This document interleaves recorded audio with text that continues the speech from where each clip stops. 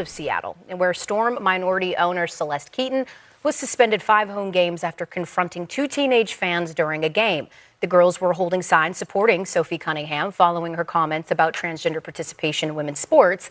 I mean, that was the first time all year that we didn't let someone come back. And I think in the first half, we had too many turnovers. We missed 11 layups. We're pros, we're used to back-to-backs in the W and whatever, so we had to all step up, and that's what you saw tonight, offensively and defensively. DiJonai Carrington has found herself at the center of another major NBA controversy after a hard foul on Sophie Cunningham turned into a much bigger story. What started as a physical play during a basketball game quickly moved to social media, where Carrington posted the words, "white privilege." That post created a huge reaction from fans, analysts, and other people around the league. The situation became even more complicated because Cunningham has been one of the most outspoken players when it comes to Caitlin Clark and the physical treatment she receives on the court. Cunningham has repeatedly defended her teammate and questioned whether Clark receives enough protection from opponents and officials. So when Cunningham became the victim of a very physical play herself, many fans immediately connected the incident to the larger tensions surrounding the Indiana Fever. The play happened during a fast break. Cunningham was running toward the basket and appeared to have a clear opportunity to score. Carrington was chasing from behind and attempted to stop the play. Instead of making a normal contest for the ball, Carrington made heavy contact with Cunningham around the head and neck area. Cunningham went down hard, and the officials stopped the game to review what had happened. After looking at the play, the officials upgraded the foul to a flagrant 2. That decision meant Carrington was immediately ejected from the game. The play itself was already controversial, but what happened afterward made the story much bigger. Cunningham got back to her feet and was clearly angry. She confronted Carrington before teammates and officials separated the 2 players. The reaction was understandable, considering how hard Cunningham had been hit. According to the commentary in the original script, the officiating crew later explained that Cunningham was not punished for her reaction because they considered it reasonable given the severity of the contact. That decision supported the idea that the officials believed the foul was serious. But then Carrington went to social media. Instead of simply accepting the ejection and moving on, she posted "white privilege" and tagged the Indiana Fever. The timing of the post immediately caused questions. She had just been ejected after making heavy contact with Cunningham, who is white, and then used a phrase connected to race. Because Carrington did not initially provide any explanation, people were left to interpret the message themselves. Many fans believed she was suggesting that the foul was punished because Cunningham was white. Others believed the post was referring to something larger and was not specifically about the foul. Carrington later argued that people had misunderstood what she meant. That clarification became another major part of the controversy. Carrington explained that she had never said the foul itself was called because of white privilege. She argued that this was an assumption made by other people. She also pushed back against critics who called her ignorant or uninformed about the subject. Her response essentially asked people to think more carefully about what she had actually written. However, critics were not convinced. Their argument was simple. If Carrington did not mean the post to be connected to the foul, why did she make the comment immediately after being ejected, and why did she tag the Indiana Fever? That is why the timing became such an important part of the debate. Emmanuel Acho was one of the people who criticized Carrington's explanation. He argued that when someone makes a short and emotionally charged statement without providing context, people are naturally going to interpret it based on what is happening at that moment. Acho's position was that Carrington had the responsibility to explain what she meant when she made the post. If the phrase was about something completely different, he argued, she should have made that clear from the beginning. This back and forth made the situation even bigger. Instead of the conversation being only about a basketball foul, it had now become a debate about race, social media, player relationships, and the growing cultural arguments surrounding the WNBA. And Carrington was not the only player who became involved. Former Indiana Fever player Sydney Colson also reacted to the incident. Colson had previously been a teammate of Cunningham, which made her response especially surprising to some fans. Colson appeared to celebrate the hard foul on social media. That reaction created another wave of criticism because fans questioned how a former teammate could publicly celebrate Cunningham being hit so hard. For those already frustrated with the situation, Colson's reaction became evidence of how divided the WNBA has become around the Indiana Fever. But it is important to remember that social media reactions can be interpreted in different ways. A short post or joke does not always provide enough context to understand someone's full intention. Still, the reaction clearly added fuel to an already heated controversy. The situation also brought attention back to Caitlin Clark. Cunningham has been one of Clark's strongest supporters during her time with Indiana. She has spoken publicly about the physical contact Clark receives and has argued that officials should do more to protect her. Clark has experienced several controversial moments during her professional career, including physical plays that have generated enormous attention online. Because of that history, many fans saw the Cunningham incident as another example of the physical environment surrounding the Fever. Critics of Carrington have also pointed to previous incidents involving her and Clark. One of the most famous moments happened when Carrington made contact with Clark's eye during a game. That incident received widespread attention and became part of the larger conversation about how Clark was being treated physically.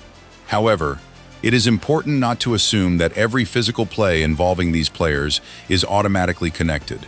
Basketball is an extremely physical sport, and not every hard foul is intentional or personal. That is also what Fever head coach Stephanie White said when discussing the Cunningham incident.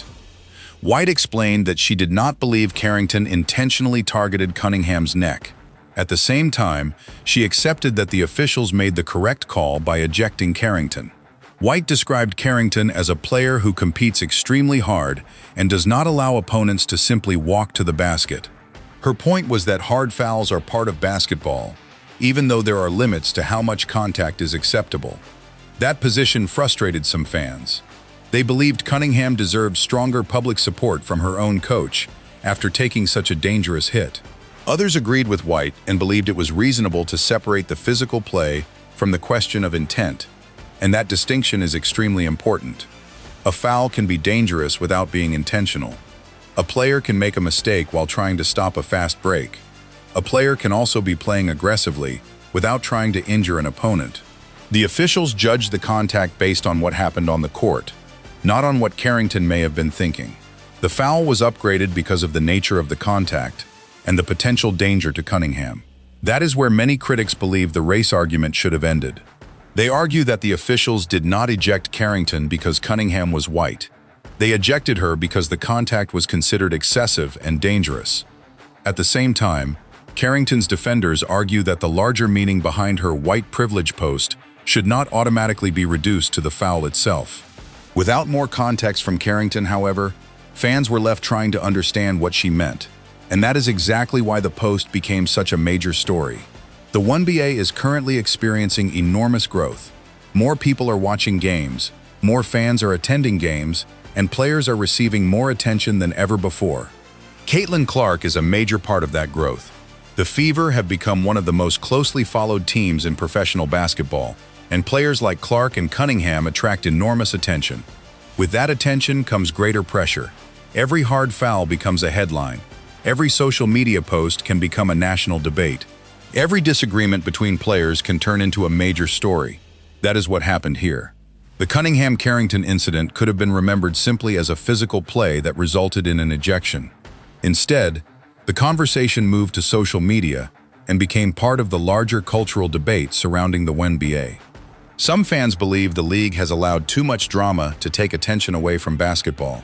Others argue that athletes have every right to speak about social issues and that sports have always been connected to larger conversations in society. Both views are understandable. Professional athletes are human beings, and they are allowed to have opinions. But when those opinions are posted publicly, they can create consequences. Carrington's white privilege post is a perfect example. 2 words were enough to create an enormous discussion because of the situation surrounding them. If she had explained exactly what she meant at the time, perhaps the reaction would have been different. Instead, the lack of context allowed people to fill in the blanks themselves. And once millions of people form an opinion, changing that opinion becomes extremely difficult.